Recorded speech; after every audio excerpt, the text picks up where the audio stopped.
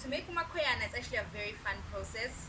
We need a calabash, which you get it like this, or igula, but we need to reference check that name. Yeah?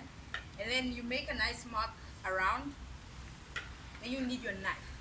Then you just go around in a circle and you go right through until it comes out like this.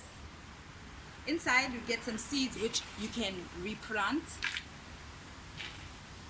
And you'll need the waxing paper just to clean it out more. Voila, then you varnish it, you put it aside, then you get your stick.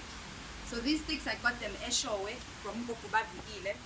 And then you use your paper just to smooth it out until it's nice and silky smooth. And then you use your varnish. And that is the first step to getting your things together. In our next video, we'll have to do the whole process on how to drill and connect everything with the wire. But that's all for today. Till next time.